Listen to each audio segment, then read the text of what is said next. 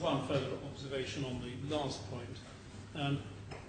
The length of the delay, it was 13 months from the final submissions, not 15, but it was 15 months from the end of the evidence, and we say that is the more relevant period, the time since which the judge actually heard the evidence was 15 months.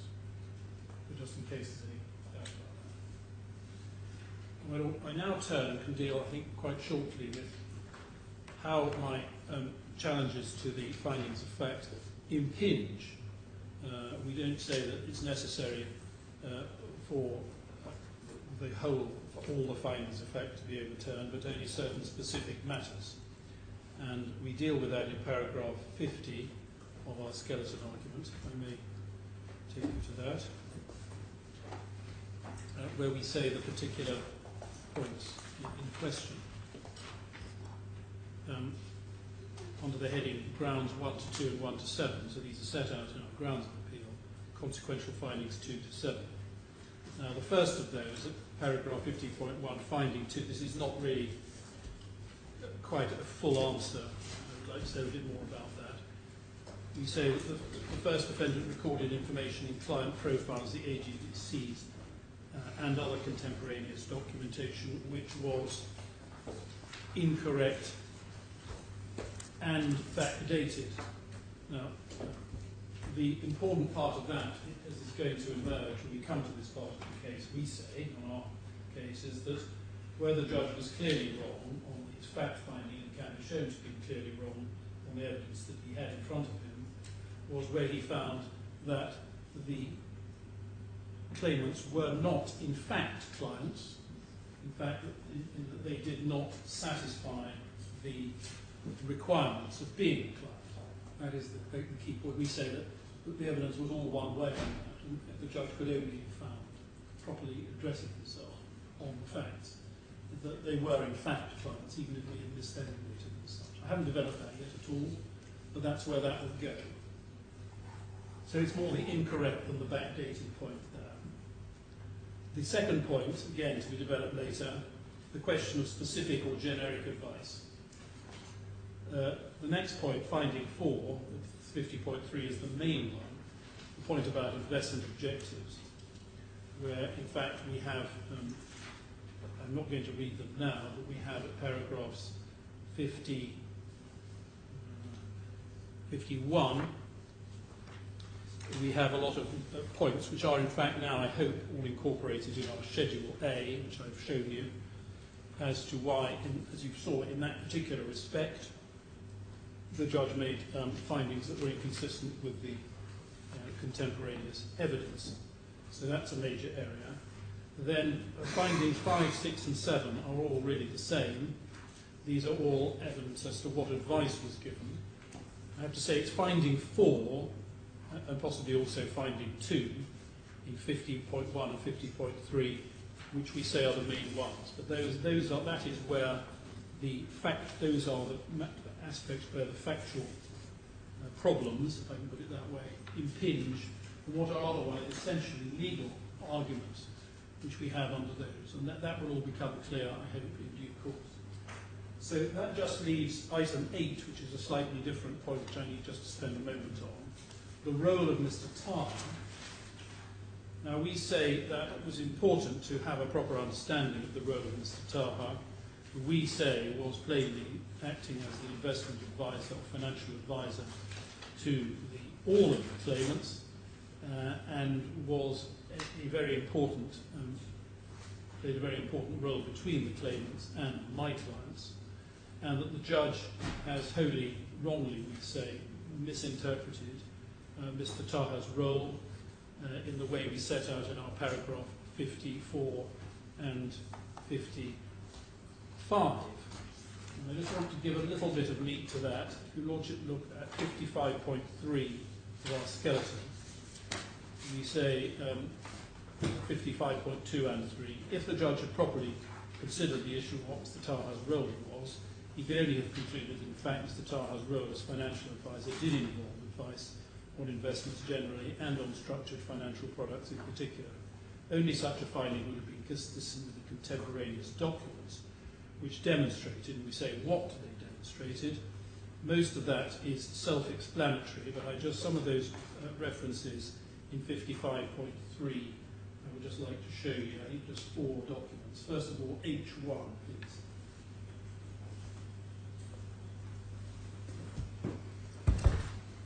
H1 at 110, tab 110.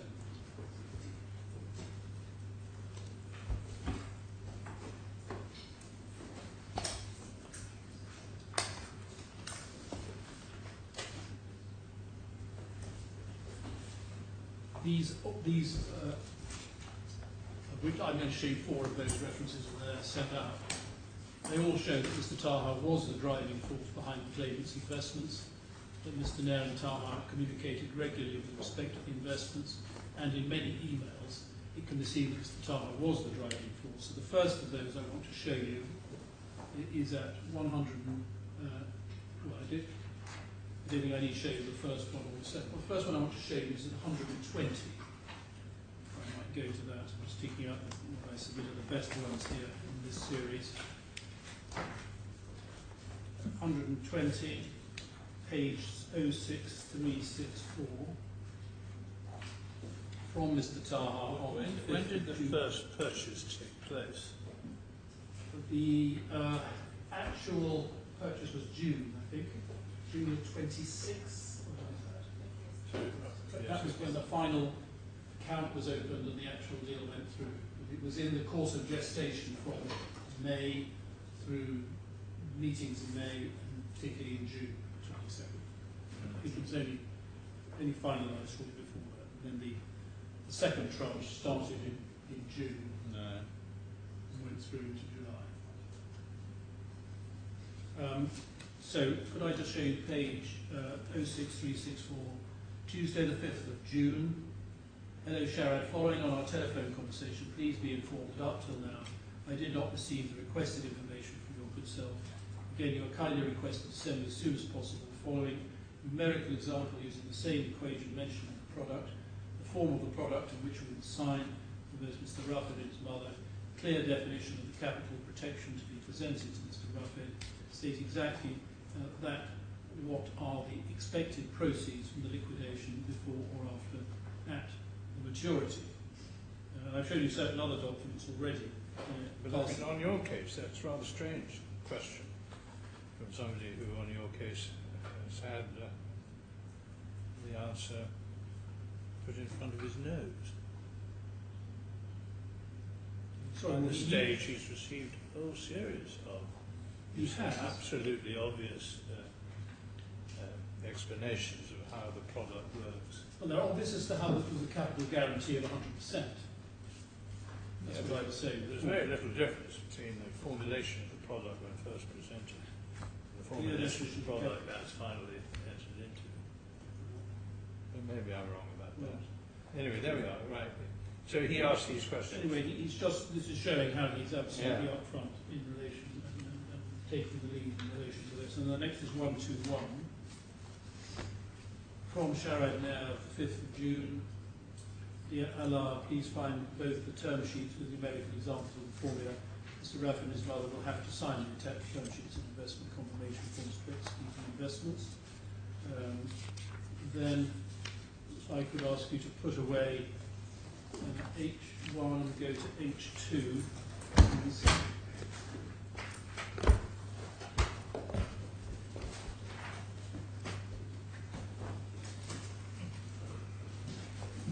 H2, tab 145.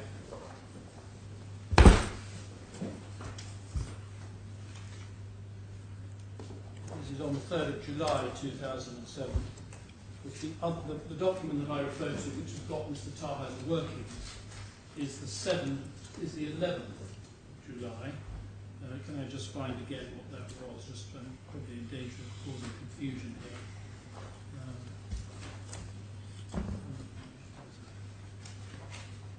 Well, my junior's looking for that, so we just have that in mind. I'll show you this one, which is slightly before that. Addressed to Mr. Alia by Mr. Taha. Thank you so much for your generous and warm welcome. It was a very viable meeting with you and your great team. We have agreed upon, attached with this email, the personal financial position of Mr. Rafed al-Khorafi, including all the detailed information, with a comment on every amount. In this regard, something still stressing on not to link between the extension of the portfolio of 180 million and the personal loan to Mr. Rafed of 40 million, and the bridge loan of 10 million as Mr. Rafed receives a confirmation on these deals from Mr. Sharad in their meeting in London, so he doesn't expect any changes. As I've mentioned to your good part in the meeting, Mr. Rafed is willing to invest with you an additional amount of 180 million at the beginning of 2008, as he believes you are capable to manage his personal wealth in a very good manner and deal with you based on the fact that you will cooperate with him as much as you can as a professional bank. Finally, you are kindly requested to provide us with a written proposal in the final meeting of the next Wednesday to be submitted to Mr. Rafed in the nearest future to take this approval. Appreciate your cooperation with this. And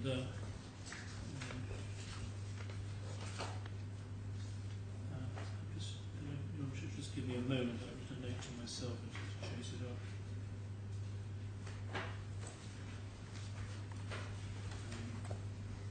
Yes. No, 147 was the document we looked at before. I believe. It's got the two case studies in it. On the first page of that, 06480, he wants to develop a case study for two alternatives and sees how actively engaged he is in this whole process. And then the last document I want to show you out of those in 5531 is in H3, tab 187.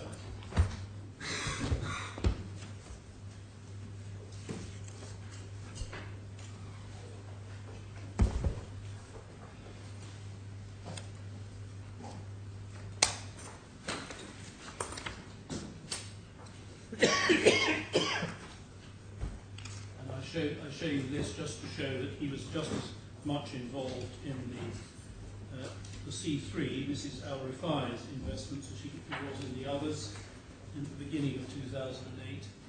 Shogop Tanar's rights to Mr. Taha on the 12th of February 2008. As discussed with Sharad, kindly secure signature of Mrs. Alia al-Rifai to all the attack forms, so he's involved in that. It's not as if he's only in the early stages, he's involved throughout. And, I adopt but won't cite all the other matters that I set out in paragraph 55 of the skeleton in support of the complex innovation to Mr. Taha. And with that, my lord, I propose... He wasn't at the June meeting, was he? He was not at the June meeting. He was at the July meeting. He was also sent to the derivatives course. Yes, I'm not suggesting he was a derivative specialist, not put it that high. But indeed, his analysis, the document we just looked at a few minutes ago, is incomprehensible to you. Well, there's one line of it I don't understand, to be fair. Okay. Now, sorry, we're going now? Well, that is, I think, all I want to say on the fact appeal. And so I can come to the client point. Can I just ask, I'm very conscious, I don't want to use your time with this a bit more. Two quick questions. One, what was the position on disclosure with regard to minutes or notes of the meeting in April and June in particular? They were asked for, I assume. Sure they were. I'm sure we said that. And the answer was, there are none. Yeah. Was Mr. Wali, asked why there was no note of either meeting? In cross-examination? Yes. Well, we'll come to that, no doubt. Let's basically want to. Well, we'll see that, no doubt. Second, a slightly different point. You've shown us the two versions of the Annex 1 1 and 1A to the contract, one of which has a manuscript entries. The judge has made some findings about the conclusion of the contract and indeed has dealt with claims advanced in contract. Which contract? Perhaps I haven't asked that question very clearly. Which of the versions of the annex, AGCD, whatever it's called, is regarded as part of the contract? Well, I'm not sure the judge looked at it that way. I think he Seems to me of some importance.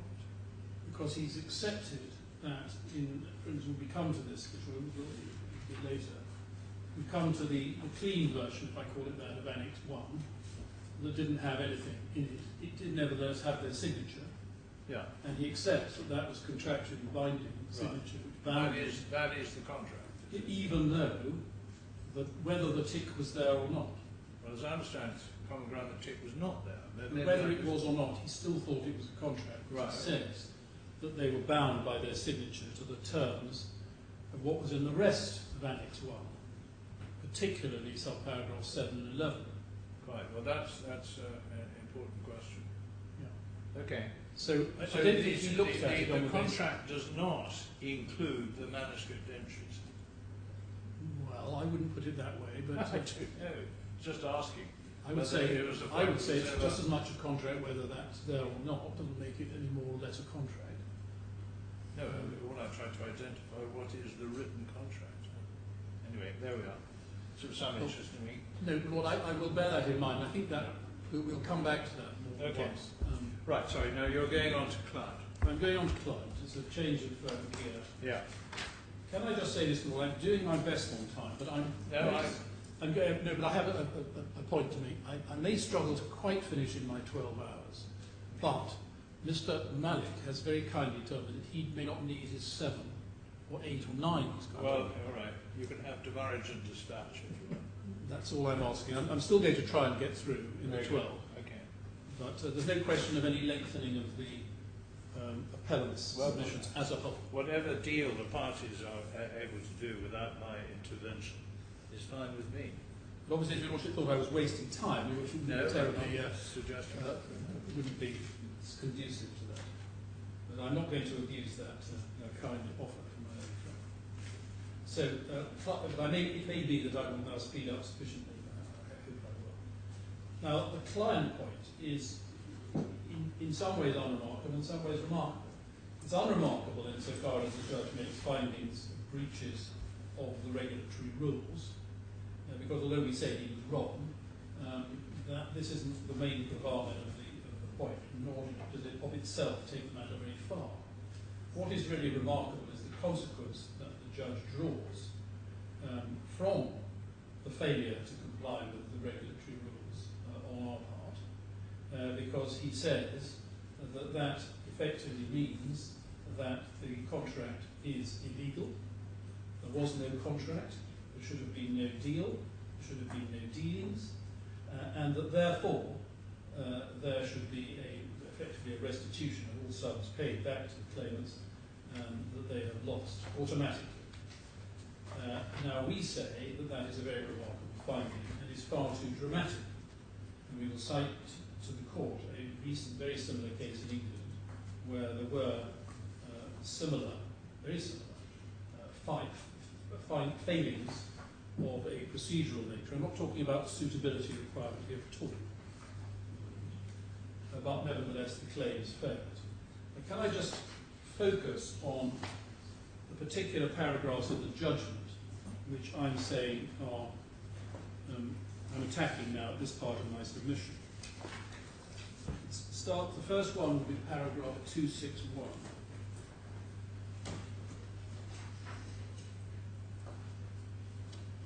It's important to look at the way the judge puts it.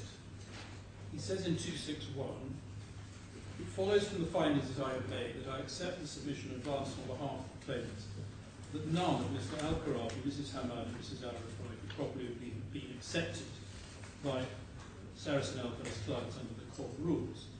rejected contention advanced on behalf of Sarasin-Alpen at paragraph 34.2 of their opening, that it acted fully in accordance with the COD provisions in characterising claimants as clients. I conclude that Sarasin-Alpen failed to carry out any or sufficient investigation in order to satisfy themselves. So that's a finding that we didn't do the job properly. And it also contains with it in the second and third lines, could not properly have been accepted. But that's only one of, I think, 4 relevant paragraphs on this point. The second, they said at 262, given that, as I upheld, Bank Sarasin-Alpen did not take the steps necessary to determine whether the requirements in COD 3.2.2 or 3.2.2.2, whichever were applicable in the circumstances, were satisfied, each of Mr. Khorafi, Mrs. Hamad and Mrs. Rifai ought to have been treated as retail customers for the purposes of the COD rules. It follows that Sarasin was not permitted under the DFSA rules to conduct investment business on their behalf or in behalf of any of them. So that's the second stage, effectively, in his reasoning. If I move on to 3.2.4, where he's dealing with contract, just to get this paragraph. 3.2.4. This is under the contractual head, but nevertheless it's relevant to this point. He says this, maybe to your lordship's contract point. On their face, the AGBCs signed by Mr. Khorafi, Mrs. Hamad and Mrs. Rifai were contracts between those persons and Bank Sarasin-Alpen to ensure compliance with the applicable legislation and rules of the DIFC, as appears in the introductory paragraphs to those documents. Each was said to comprise a client agreement for the purposes of the conduct of business module. It contained the terms upon which Sarasin-Alpen undertook to conduct investment business for each of the claimants individually as a client. They did not and could not lawfully contain the terms upon which Sarasin-Alpen would conduct investment business for Mrs. Khorafi, Mrs. Hamad, and Mrs. Rifai as a retail customer. To do so would be to infringe the general contravention provision. And then at 3.2.7, he says that is the correct view, which we said earlier, that the claimants cannot rely on the AGBCs as providing a basis for contractual claims in respect of breach of duty. Their remedy lies under Article 94.2 of the regulatory law, and Bank Sarasin cannot rely on the provisions of the contract. So they're saying this, what he's saying in all of those paragraphs added together is any apparent contract is not a contract at all. And that it's simply a question then of contravening the general contravention provision in the law, and that is that. We say that that is an oversimplistic way of proceeding. What he should have done is look at any the question of whether or not we'd carried out our obligations correctly. If he found we hadn't, he had to then say, which he didn't do, except perhaps as a cost or something I'll say at a later stage, but what the proper consequences of that should be. Now, we say that even if we didn't carry out our job properly, on any basis, these people were clients, and should have been, and would have been classified by clients, and indeed had been, obviously, by other banks beforehand, which we'll come to. And that the judge is leaping from a criticism of our procedures straight through to a finding that they could not, in fact, be properly treated as clients, and therefore that the contract was void and was a prohibition. We say that his process, which I now want to investigate, getting through to that conclusion was flawed. So we set it out under 3 separate grounds. The first ground, which is was there a breach, that's ground 2, on grounds of appeal. The next ground, ground 3, which is actually where the main force of my submission comes, the one I want to concentrate on most. Ground 3, the consequences of a breach. And fourthly, there's some legal points about the precise meaning of Article 94 of the regulatory law. So I start with ground 2, and the skeleton argument starts at effectively section 61 on this point. And I need to take you to the law and the regulatory background at this stage. So could I ask Paul to take up on G2?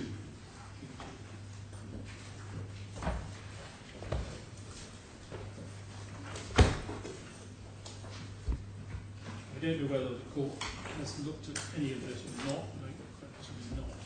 So I'm assuming not. I'm going to slowly. No, I think we've obviously read the references in the judgment and discussion. Yes. And, So we first look at G2, tab 85, which is the conduct of business, which is called both in Dubai and indeed in England, COB. Conduct of business module. There is also, as we'll come to later, a general module, GEN, but the COB module is the one that really matters.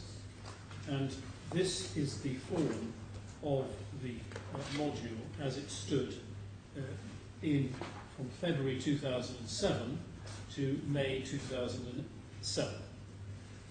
However, the document at the next tab, 86, which was the COB as it stood from June 2007 to the end of June 2007, is no different. And we're not concerned, I think, with any changes. My own friend tell me if I'm wrong about this. I don't think I am. Any changes between February 2007 and October 2007, when there was definitely a change in the version we had at tab 89. So I don't think we need to trouble about tabs 86, 7 and 8. I think that's common ground. But there were important changes in October 2007, which mean that in certain respects the case in relation to the third claimant, where he took her investments in February 2008, are different. But starting, so there are only two relevant regimes. The first regime, if your lordships would look at page 04854 in the middle of the bottom of the page, you have the heading Investment Business and Banking Business, and three-quarters of the way down the page the heading Client 3.2.2. And this is the essential provision. So a client is a person who the authorised firm has determined, come back to these words in the submissions, but it's someone who has, the firm has determined prior to establishment of the relationship is an individual who has at least $1 million in liquid assets and has provided the authorised firm with written confirmation of this fact. B, 2, appears to the authorised firm after analysis to have sufficient financial experience and understanding to participate in financial markets. And 3, has consented in writing to being treated as a client. And just pausing there before we go on, there's no issue about little 3, and the judge accepted that that was satisfied. Well, by virtue of what? By virtue of their signatures on the AGBCs. There's no doubt they signed them, and the judge has accepted that by signing, we'll look at the terms of those. After I looked at this, I'm coming back to this, because I haven't shown you the detailed terms yet.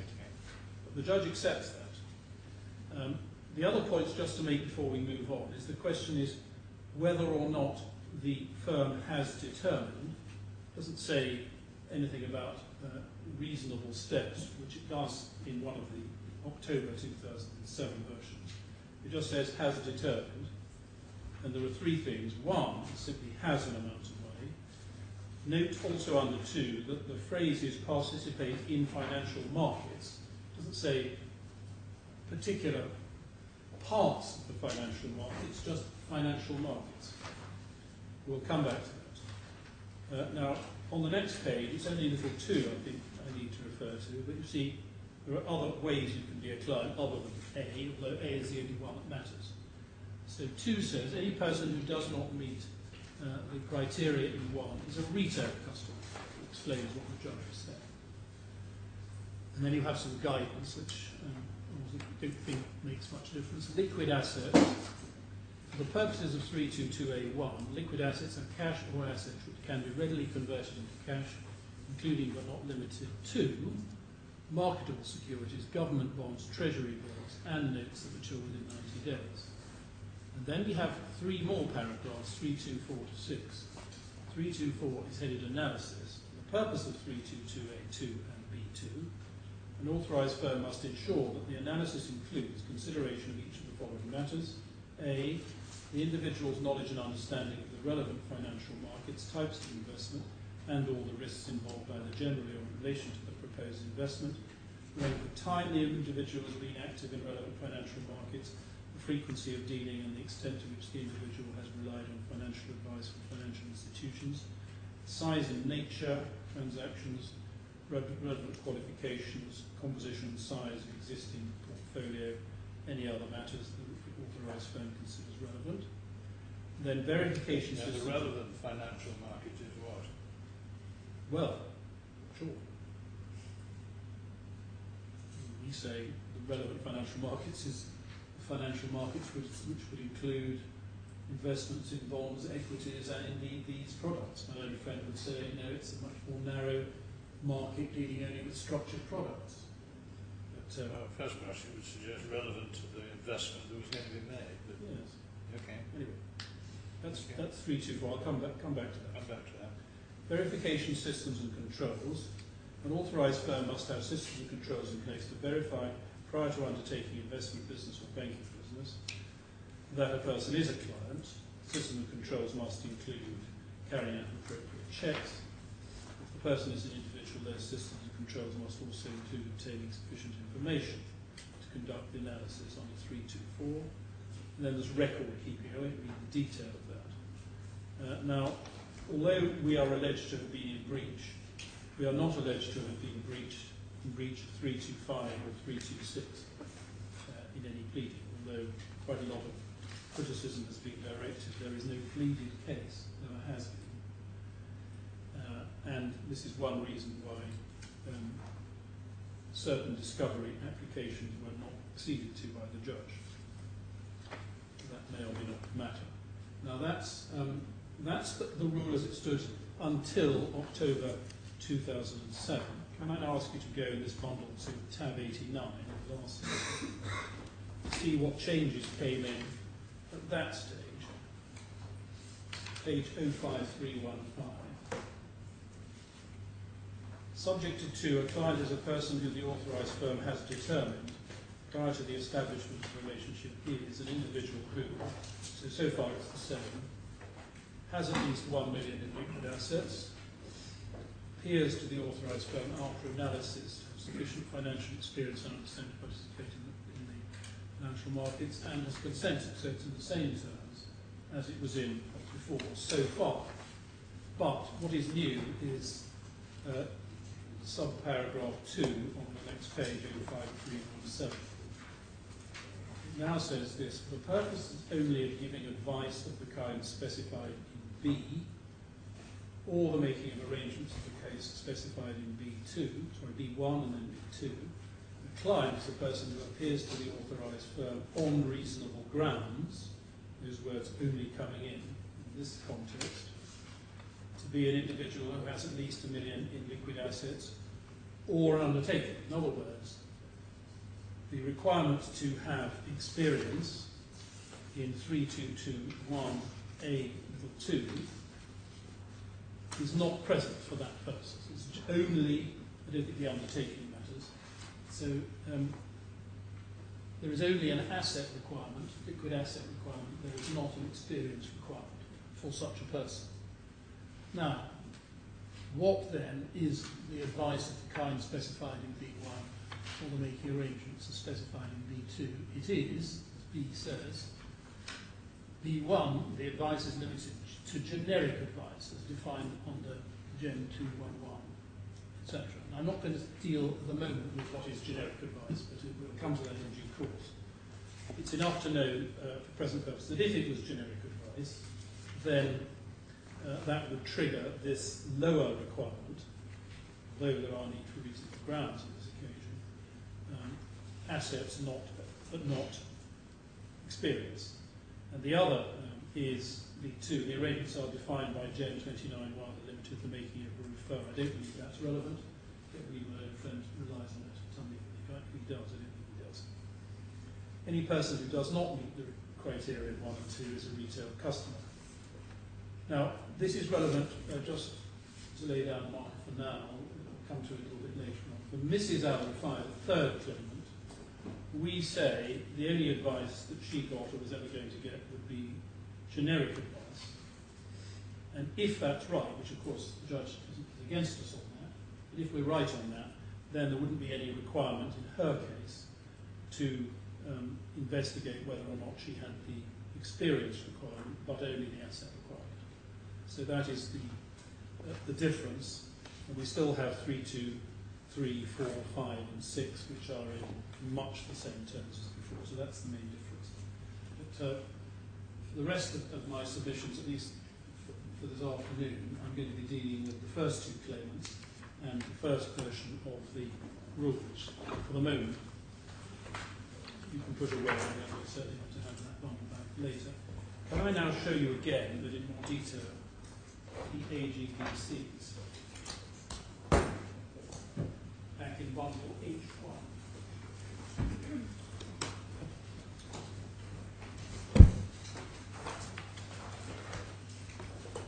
Now, as my learned friend has said, we have at 121, tab 121, we have the 2 versions for both claimants, I think, the clean versions.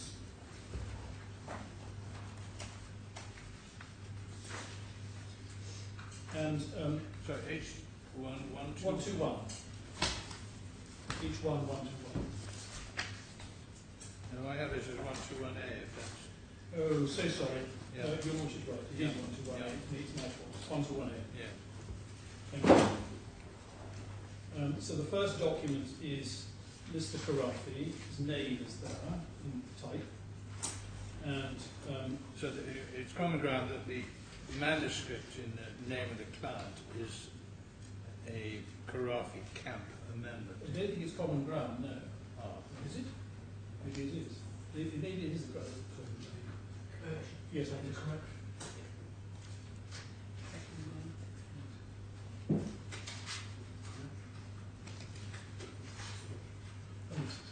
This is yes, I'm not sure that's common ground. Okay, all right. This is a prescribed form, is it, in the rules? Or is this invented by... It's not prescribed by the DFSA. Ah. So it's a form of... It's a form which is prepared in order to Sarasin-Alpen. secure compliance with the DFSA. It's not actually prescribed by the DFSA. So it's a defendant document. It's a defendant document. Right. We need to spend a little bit of time on this, I think, now. Thank you. So before we look at the text of it, you see it does have Mr. Khorafi's signature at the end of Annex 1, which is not disputed. I think there's this point about the date, but put that on one side, I don't think it much matters. There's a date, there's a signature of his just by the arrow. So what page? No, sorry, I've lost the page. Page 8 of this document. 06375-0. I got it now. Right. It's not at the end of the document, is it? No, because Annex 1A comes on. Right. It's all one document. It's all one document. It comes to an end. The number in the right-hand corner is 523, page 10. And then you have Mrs. Hamad's document coming immediately after it, which is, for these purposes, essential. But I'm not sure, there is a bit of a squiggle on the first page, and I can't remember what the evidence is about that. I'm not sure it matters a lot. There is no such squiggle on Mrs. Hamad's document at page 11. I don't think anything turns on it. But yes, this is, Annex 1 is signed by... Well, its only possible pertinence is that it perhaps gives some support to the proposition that the typed or inserted name was there when it was sent. Well, I'm not sure one can take much from that one. All right, okay. You remember Mr. Wire says they didn't have a typewriter, there we are. But I don't think that really much matters. Really don't think it matters. What matters is that there is no doubt at all that Mr. Khorafi returned the document But I mean, this document must be stored in an electronic form every time they have a client. Was it still in electronic form?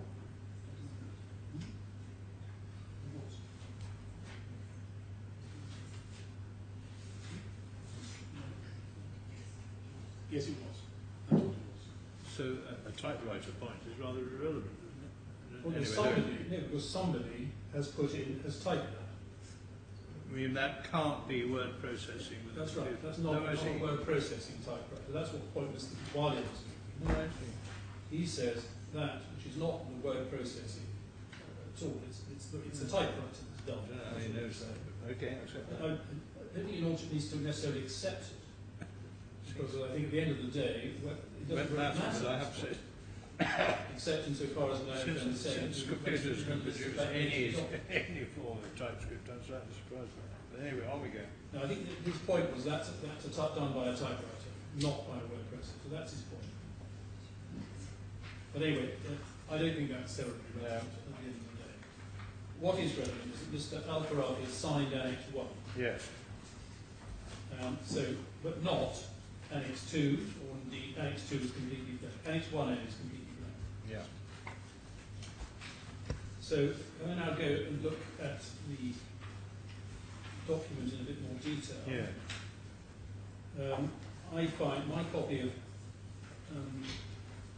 is actually much easier to read. My copy, yours may be, my lord, at tab 122, which for present purposes I believe is certainly more legible in my copy. Although this is the filled-in version, so we must be a bit careful. Or even 1, 2, 3 is even clearer. I don't know. Does your lordship have that? Well, I'm having no difficulty with If you're having no the difficulty, first one, yeah. if you're having no difficulty with 121, let's see, 121A. So it says these additional business conditions are entered into to ensure compliance with the applicable legislation. So, as I said, it's not prescribed from by the DFSA, but it's in order to ensure compliance with the DFSA requirements. And form the basis of the business relationship between the client and the DFSA. No other agreement entered into with Bank Sarasin & Co., its branches, representatives or affiliated companies, or any document executed in favour of the Sarasin Group shall be replaced hereby. If there's any conflict, I don't really worry too much about that, more the next bit. The additional general business conditions comprise a client agreement. The purposes of the COB module of the DFSA rulebook, which have come into force upon execution of both parties. Client qualification. The client has completed the client declarations undertaking authorization set out in Annex 1. The DIFC is a wholesale jurisdiction. The client when dealing with the DIFC will not be afforded the retail consumer protections and compensation rights generally available to them in other jurisdictions. Investment services to be provided, and we'll come back to that later, I don't think I need to run it from now, authorization by BSA, authorization of BSA. BSA is Bank Sarasin-Alpen. So that's authorization. I don't think I'll read the detail of that for the moment. Investment services, we'll have to come back to that later. Termination of investment services. Restrictions on investments, I don't think I need, but I should. Well, I should perhaps. There shall be no restrictions on the types of investments and markets in which you wish to invest. That's probably not particularly relevant. Fees and charges. BSA's obligations when providing investment services will certainly have come back to 2.6 later on, but not at this stage. 2.7, I don't think I need to worry about. 3, information communication authorization, I don't need to worry about, I think, for the moment. Applicable law and jurisdiction at the end of this, governed by student courts, the laws of the DIFC, submit to the non-exclusive jurisdiction of the DIFC court. So that's that. Perhaps for present purposes of the report is Annex 1. We know that the first box was not ticked, but what is said otherwise is this: the undersigned hereby represent and warrant that I meet the definition of client set out in the conduct of business module of the DFSA rulebook as follows. And then there are the blanks. I'm not going to make my submissions about the blanks or the lack of them or the ticks at the moment, but you see what the possible candidates are. The first one is certainly relevant. The second one, it's hard to see if it could have been relevant. An individual who's employee of the firm's employee doesn't seem to be terribly relevant. And then the rest are all undertakings, companies, trusts, and other sorts of things. As you cast your eye over those, you see what they are. So that's one. Two, I declare that the particulars information provided by me to BSA and or the Sarasin Group are accurate, correct, true and complete at the date hereof. That such particulars and information, whether provided to BSA or the Sarasin Group, will be depended on by BSA in making its decision as to whether I qualify as a client, undertake to advise BSA writing at any time of any changes, acknowledge and accept full responsibilities to any particular information provided at any time to BSA, is accurate, etc. Authorise BSA to contact any source. 6, declare and confirm that providing this information I am acting as principal and not agent. And then 7 is very important.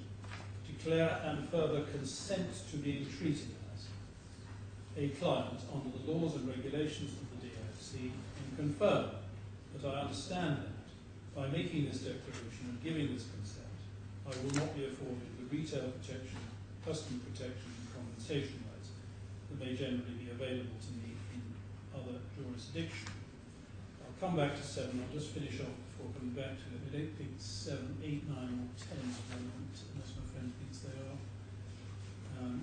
But after 11 says, acknowledge that BSA has the discretion to approve or decline an application. After that it says, I hereby confirm that BSA is not required to consider the suitability of any particular investment when giving the advice or recommendation to, or accepting instruction or offers from me in respect of such investment, unless in relation to a specific request for advice or recommendation or other investment services.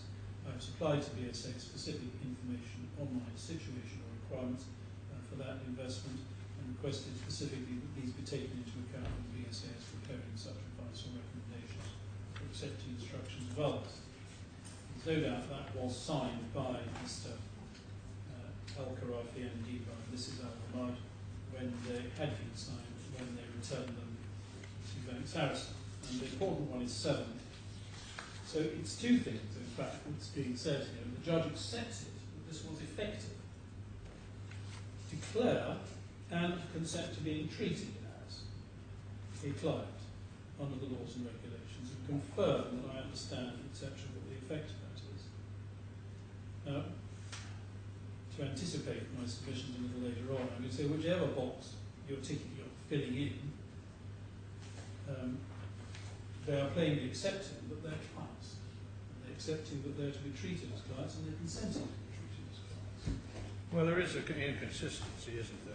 If one, no box in 1 is ticked, it's quite difficult to read the introduction to 1. Consistent here with 7. Well, the judge didn't take that point against him. True. Unusual of him. Well, you never know. You never know. Well, You're asking for a rehearing. Almost. We'll see how we go. Right. And then we got the we say in this case it's obvious which box it was, but I didn't come to that point. Right. We'll have it could only be the first box. Is it? Well, I follow that. Yes. And the fact that it hadn't been filled in was a technicality. We just filled it in to give effect to what was obvious. Right. But that's looking ahead slightly. Yeah. But the judge accepts that for the purposes of the rule 2.2.2, they have consented to being a client. And yet he also said, as we say consistently, that they weren't and shouldn't be treated as a client. I'll come to, again, I'm anticipating points. I can say that statement in paragraph 7 of the signature, in fact, really forecloses this issue as to whether they are clients. It doesn't foreclose criticism of our behaviour. It forecloses the idea that they should, as the judge rather extraordinary says, they consented to being clients, they declared they were clients, but they weren't clients, and therefore the contract is void and of no effect, and the whole thing's illegal. Well, suppose a case where, on the facts, the signatory is not a client, but nonetheless he signs, right? would you say, although on the facts he's not a client, by putting his signature to this document he becomes a client? Well, it would indeed. This is the whole point of the Springwell case and the line of authority that follows from that. Well, this is your contractual stop. Yes. Because I was a losing counsel in Springwell, and I argued there that it's all very well this contractual estoppel business, but if both parties know it's not true, and you are effectively declaring something that's true, it's not true, particularly in that case, the bank carried on and did give advice, and we did rely on their recommendations. Somehow that would override the document. The court said, no. You can agree to a state of affairs which isn't true, because you are agreeing to it for the purposes of your contract. So it's perfectly open for somebody to say, I would submit, well, I may or may not have $1 million. I may have only 800,000, but I don't care. I want to be treated as a client. I'm happy to be treated as a client. I understand the consequences of that, unless you can say misrepresentation or undue influence or something like that. That's the deal I'm prepared to enter into. But if one of the purposes of the rule is to protect potential clients from themselves by requiring the authorised firm itself to vouch that the conditions for being a client exist, then if those steps have not been taken, one might think, well, even though there's been a signature, the signatory is not a client, because he hasn't been vouched to being a client as required by the rule. Your Lordship reminds me of my own arguments. I mean, these were similar arguments that were on there in Springwell, where, okay, we didn't have a retail client, but there were still obligations that banks had to enter into to their customers, unless they excluded them. I submit that it would be a misconstruction of the rules to say that the DFSA is seeking to protect people who have readily agreed, without misrepresentation or undue influence or anything like that, have readily agreed to be clients, want to do business at the DFSA, know what it means to be a client or not a client, prepared to say, yeah, I'm a client. Why do they need further protection just because the DFSA has said, perfectly rightly and understandably, that it's the duty of the bank to carry out checks, or carry out procedures, whatever they are, to determine the matter? It seems, with respect, to be a very strange result if you can have people who have enormous amounts of money and enormous amounts of experience, but who haven't been checked out by the bank in the way that, as your Lordship says, the rule requires, that they can, in a sense, take advantage of something that totally contradicts what they've said in their own declaration, to then be able to complain. They, in fact, were wrongly designated as clients. How can they say they were wrongly designated as clients when they agreed that they were, in the clear knowledge, it's not suggested they didn't have knowledge, of exactly what they were doing? But it is clearly a consumer protection provision, because these requirements of wealth and wisdom and consent are all directed preventing the inexperienced poor man getting involved in the market. Yes. Yeah. Someone who's... So, but there doesn't seem to be much point in requiring the banks to investigate whether the proposition advanced by the supposed client is true or not, because it doesn't matter. If he signs the form, that's up to him. But of course, as we saw in Rule 2.2.2, what it actually says, crucial Rule 2.2.2 says that it's somebody whom the bank has determined. There's no reference in that rule to reasonable grounds. There is the Rule 2.4, which involves an assumption that there will be an analysis.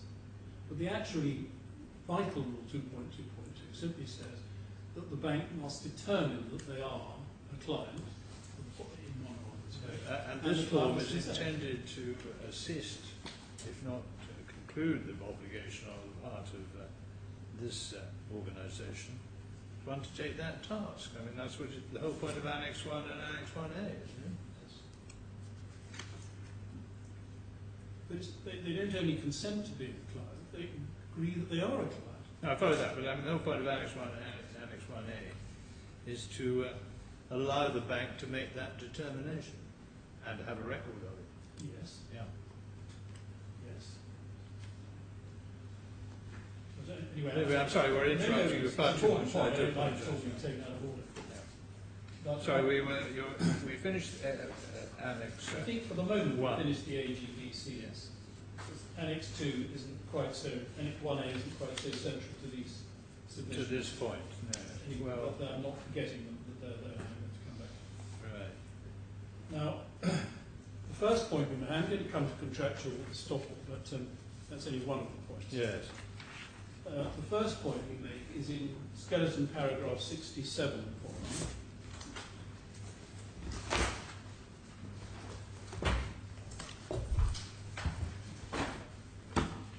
The judge's principal point, as I read it, on this part of the case, is that he held that the first defendant could not rely on Annex 1, paragraph 1, or on Annex 1A. And I just want to follow this through because we say his reasoning is fallacious. We go back to the judgment, paragraph 234.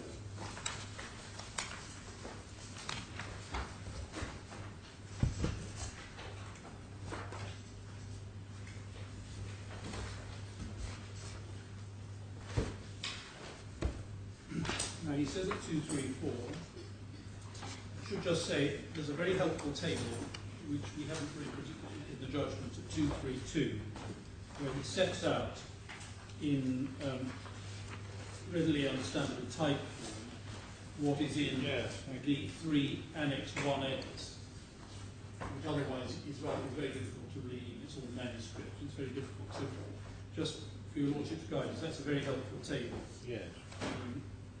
Anyway, after that, he says, I've explained at 233, at the time when Sarasin-Alpen accepted Mr. Khorafi and Mrs. Hamad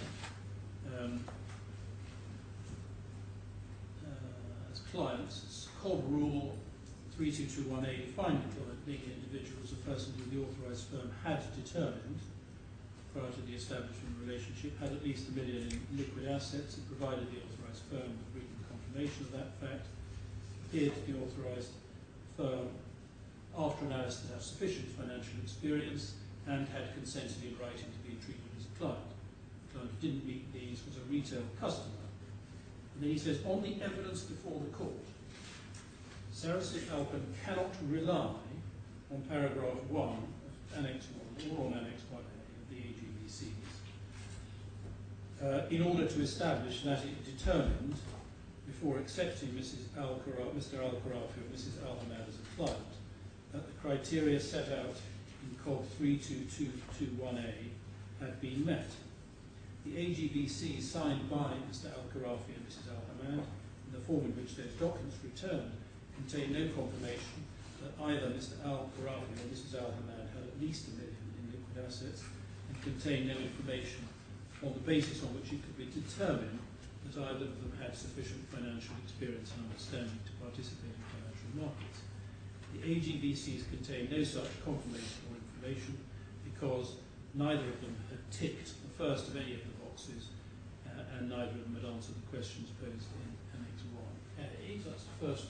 And then just get the whole of this and then comment on it. In 235, he says, neither can Bank Saracen rely on paragraph 1 signed by Mrs. Al-Rifai. So that's Mrs. Al-Rifai, mutatis mutandis said, I think. 236, as I've explained, COB Rule 325, I think he doesn't mean quite that, it's 2.2.5, anyway, not 3. Require that Sarasin-Alpen have systems and controls in place to verify matters. And then about 6 lines down further, as I've also explained, COB 3.2.6 requires that Sarasin-Alpen keep records of the verification process, including any documents which evidence the client's status, particulars of the analysis undertaken, the reasons why the firm determined that the individual qualified as a client, and his or her consent to being treated as a client. Again, Annex 1 and 1A were plainly intended to be documents which could be relied upon as records which evidence both the client's status and his or her consent to being treated as a client. What then is the position where, as I have held, Sarasin-Alpen cannot rely on the first paragraph of Annex 1 or the answers at 1A? So he poses that question, and then he then sets out submissions and comes to his answer at 242.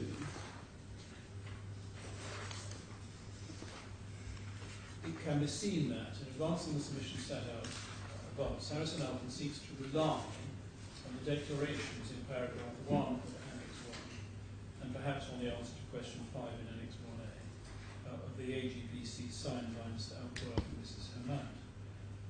Further, in advancing the submission set out in subparagraph 3A, Sarasin-Alpen seeks to rely, in part at least, on answers given to questions in Annex 1A of these AGPCs. For reasons I've explained, I felt it's not open to Bank Sarasin-Alpen to rely on paragraph 1 of Annex 1 or on Annex 1A. I reject the submission made on behalf of Sarasin-Alpen that the fact that, as I've held, neither Mr. Khorafi nor Mrs. Alia ticked any of the boxes under paragraph 1 of Annex 1 is irrelevant.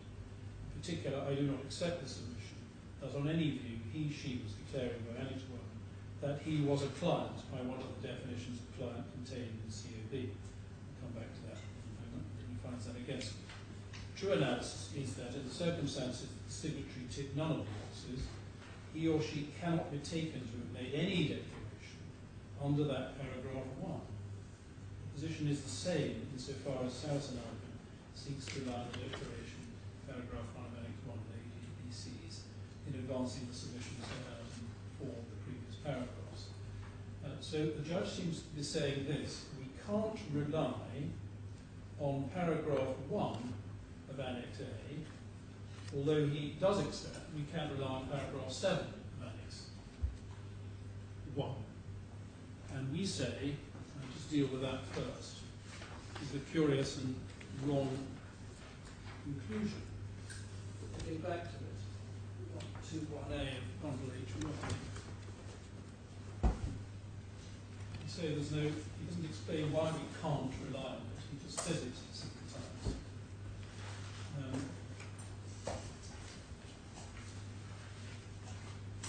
So here we have Annex 1. So 118. 118 is I think the second one. It's 118. I've got it, just to 08. 08 is at the end of Annex 1 of Mr. Khorafi's. Yeah.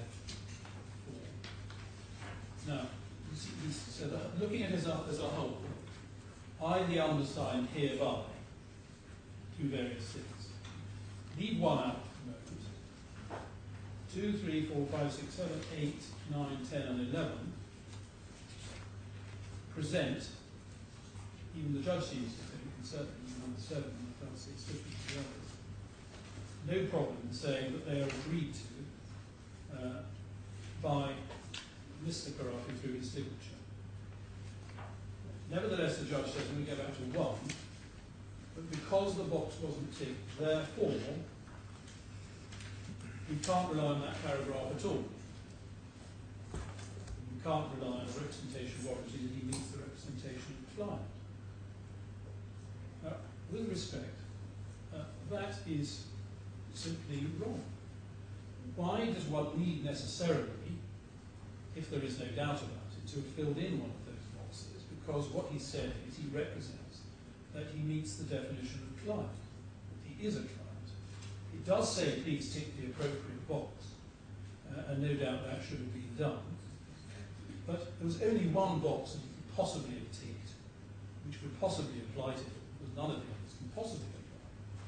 So here he is saying, surely, as he's saying in paragraphs 2 to 11, I represent a warrant, I meet the definition of client. Okay, I haven't actually bothered to put a tick in, so the only place where the tick might go, but does that render the whole thing void and utterly of no effect, as the judge would say? Does that mean that by some process I don't fully understand, we can't rely on it? we say that that's not right. This is it should have been filled out. It was Mr. Khorafi who decided not to fill it out. When we got it, we ticked the only box that could make any sense.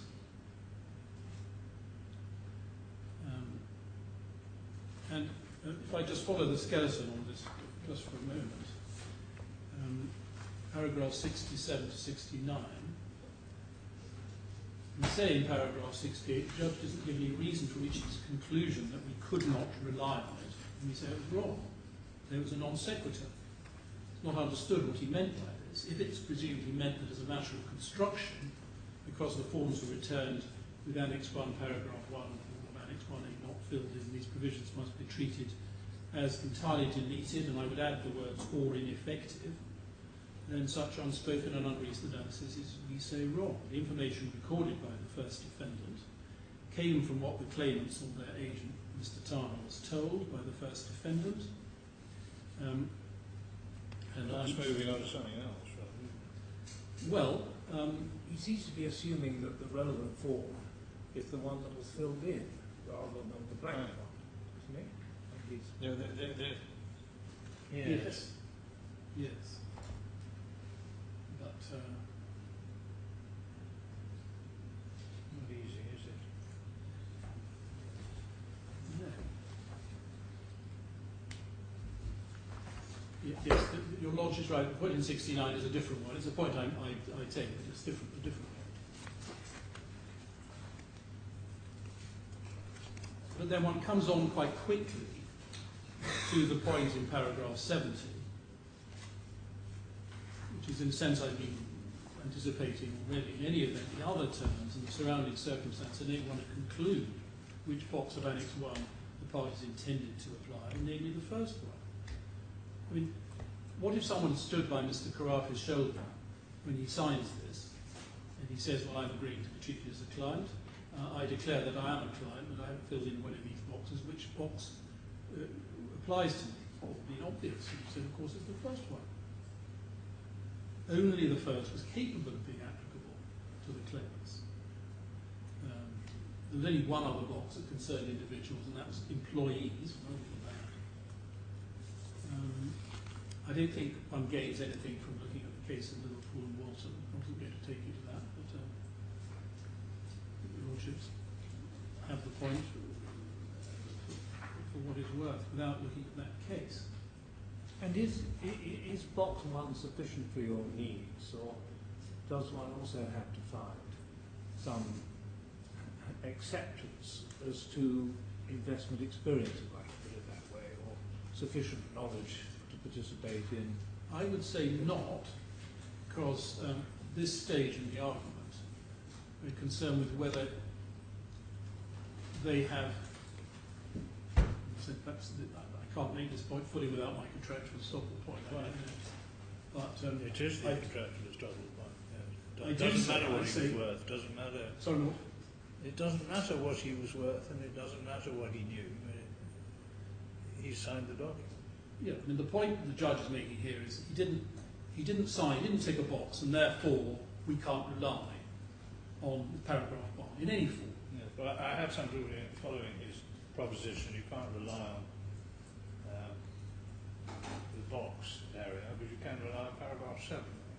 Well, that's And right. I find slightly difficult. It is, my lord, but he's right about paragraph It's a 7. very stark contrast.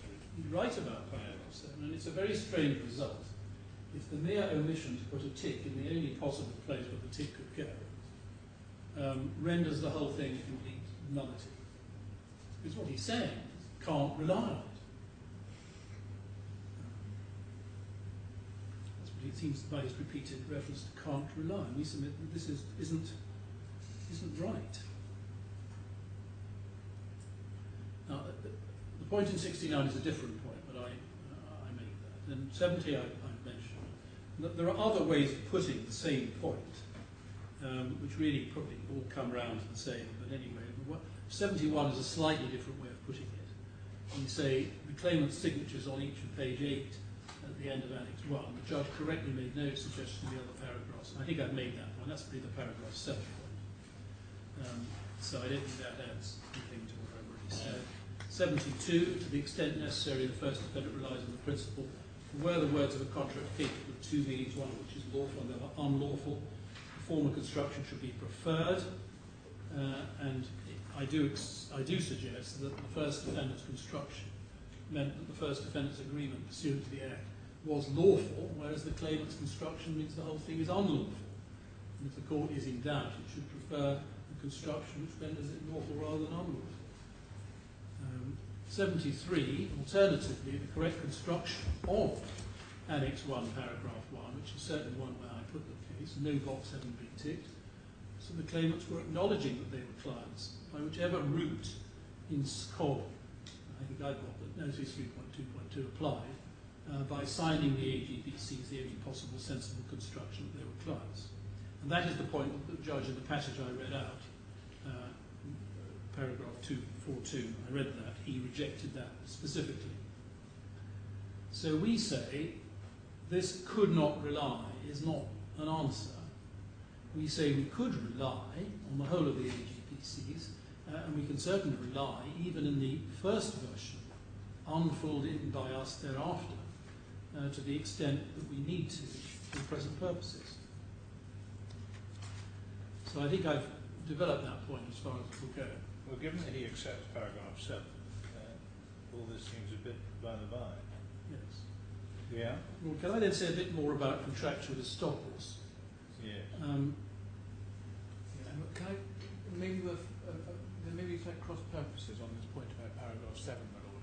What the judge was accepting is that paragraph 7 qualified as consent, which is the separate requirement under the rules. That was what that's I think it's 242 of the judgment. I'll have to look at the actual 242 of the judgment.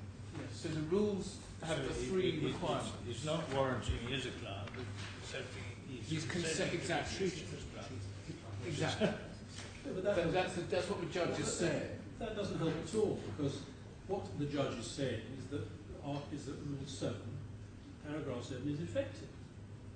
His signature is effective as a matter of... I'm not disputing that at all. There's nothing between us. I know what you're saying, but I'm sorry, you must let me make my submissions if I make yours in due course. Anyway, thank you for the But that doesn't help, my lord. Doesn't help. If I got this right, that although you've made your submission that properly construed, box 1 is to be taken to a big tick, that you don't need to go that far for your contract estoppel point. I don't think I do for that. And if Probably your do. contractual estoppel point is good, well then that wraps everything up. It does.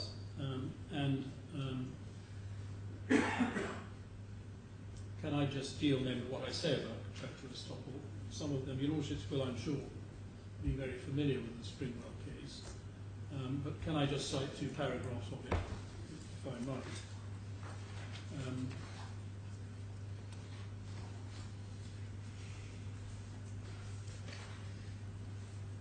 The Authorities Bundle 2, tab 17. It's really the note at the bottom of page 60 of your skeleton, isn't it? Page 60, my lord. Of your skeleton. Yes. Note 23. I think there's just one other. I think Oh, is it? Just, Sorry. there's not much more than that, you're right.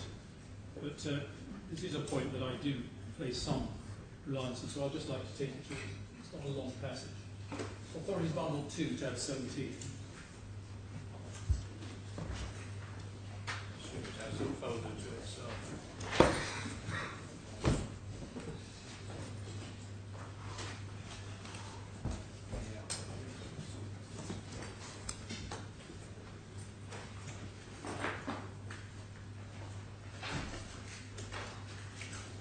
And I think all I need is paragraphs 142 and 143. As your lordship says, I have set it out. Most I've set out 143, I think, in the part. But can I just have a little bit more? Paragraph 142 to 144. 142. I relied on a case called Lower Lombard, which someone grew up on, which Justice Diffcourt said, well, you represent to a party something that isn't true, and you don't rely on it, and this. So I said that the decision in loan land bank applied to section 6C. Therefore, a statement in a contract where one party acknowledges certain past facts, known by both parties to be false, because of this assumption the CNSI have made representations, cannot be converted into a contractual obligation upon A that he will do or not do acts in the future on the footing of that acknowledgement. Before the Lord Justice Aces, before I examine loan land bank and subsequent cases, I will try and analyse the matter in principle. If A and B enter into a contract, unless there is some principle of law or statute to the contrary, they're entitled to agree what they like.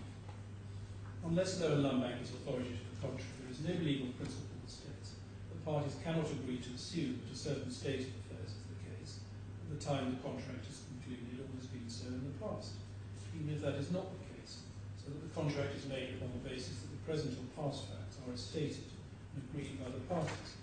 It is, after all, common in marine insurance contracts from shore to warrant that a certain state of affairs existed in the past and is still existing at the time the insurance contract is concluded or will continue.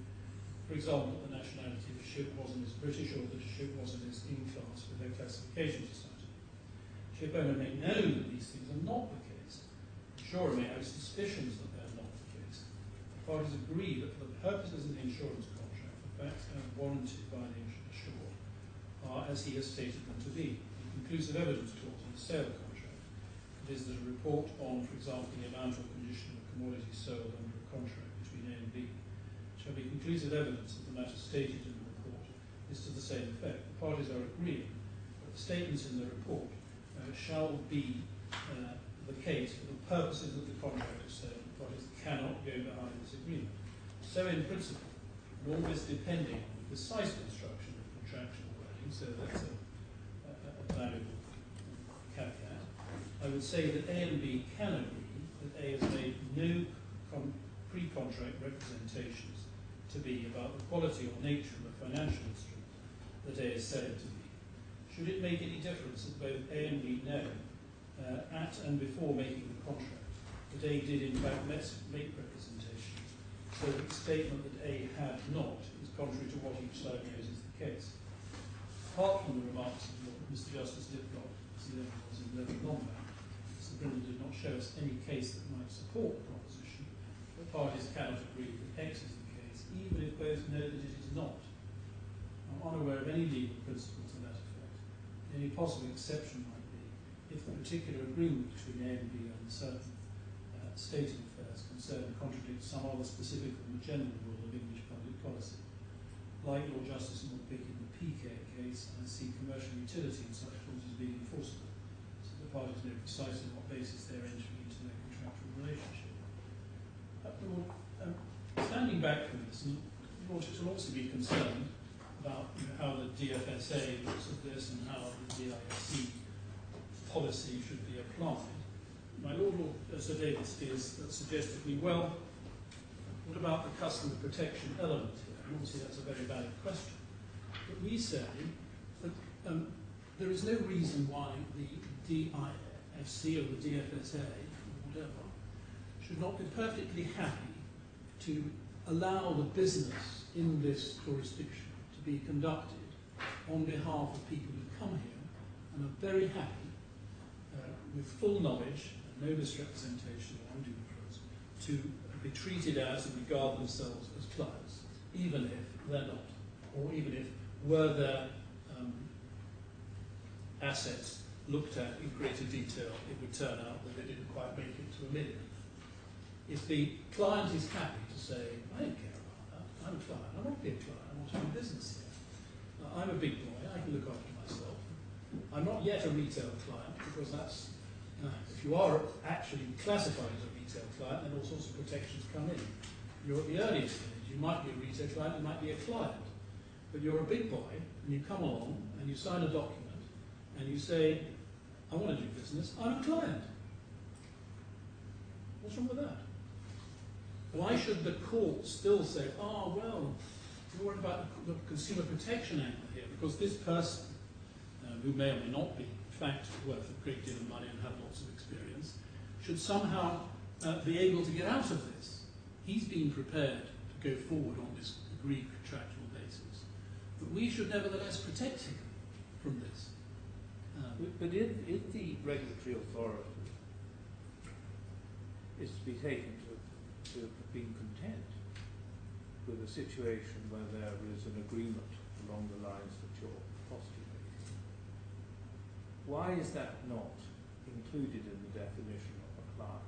But instead, you have these vouching requirements, and in addition, that the individual must signify his consent to being a client by a signature to that effect, confirming that that's the situation. Isn't a court entitled to conclude that the purpose of these rules is to afford a measure of protection?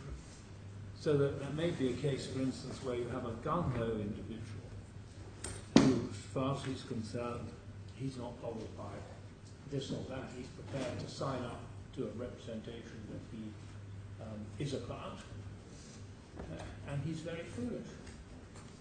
And to some extent, the purpose of these provisions is to give some protection to the foolish gung-ho investor. Well, I certainly would not accept that you could read that into 322, but in any event, I say, as my own friend makes this point, he says the difference between merely consenting and agreeing. He says, my own friend says the difference. He says, oh, clause 7, that's just I'm only consenting, I'm not agreeing. Actually, that's not what clause 7 says in my submission. There doesn't seem to be much point to these rules, if you're right. Sorry? No, because well, you may say, They're a complete waste of time. Why does the bank bother to find out whether somebody is genuinely a client? They just ask him to sign the document. you may say, Lord, I consent to being a client. I don't know whether I am one or not, but if you tell me that well, it may say, well, your contraction is top of the line. I know I'm not a client, and the bank knows you're not a client. But he could say, not only do I consent to be a client, but I am a client. Yeah. I am one. So the whole process that is of different, my Lord. determination seems very strange. Well, it is I'm not- my Lord. Because I think what's envisaged, and to some extent I have to accept what my Lord Richard Field says. I mean, to some extent I have to accept it, because obviously the rule does envisage that there will be a process of classification, and then there will be a consent. Yes. And there's a problem if you short-circuit the whole thing by saying, well, consent in every case is enough, so the rest of it is a nonsense. But there is a Maybe we difference. have to give a further thought to contractual estoppel in the context of market protection of this kind. I don't know. Well, anyway, that observation demonstrates that my level of absorption is beginning, I'm afraid, to well, I'm happy to. fail. It has been long. Do you mind if we stop about now? We can go on a bit longer, but No, people are really going to suffer, not just us, because of the shorthand writers. And so we're going to take a break now, if we may. I think Mr. Maddock would like to say something briefly. Yes, just one point. I've got hard copies of my written submissions. I'm going to hand that in to the class because I'm conscious you may just have it in an electronic form. Now, yes, thank you for that. Yes, I've only got the earlier ones, that's right, yes.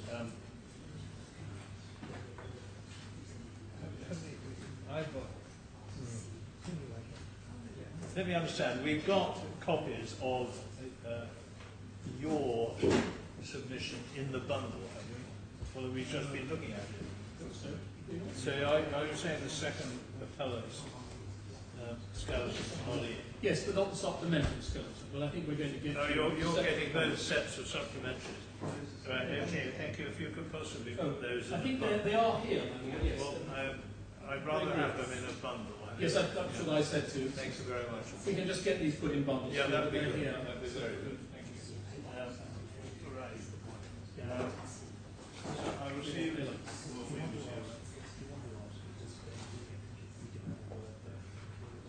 Yeah. Can we just add this? I was unwise enough, actually, to add up the number of pages of skeleton argument, both below and here, that we've been asked to read. The figure is now 750 pages. But despite their little bleach, I wonder if we could have Word versions of all the written submissions. Thank you very much. Send them to the course and they will distribute them to us. My lord, can I just threaten to add another document, which is that our skeleton wasn't initially referenced with the appeal bundle references. We have a version that is referenced, but if you all marked up your bundles, you may not want to have it, but we have it available if you want. I'm trying to remember, have we got your response submission in here? Yes, we have. It's A2. It's divider 8C. It's at 8C. We have a replacement. Well, if you have a replacement for that, ask somebody to put it in my bundle that's sitting here. Okay. Thank you very much. And we were going to find a place. Well, it's all the Appendix A. Yes, we're going to. I'm trying to remember, that's an appendix to the original skeleton, isn't it? No.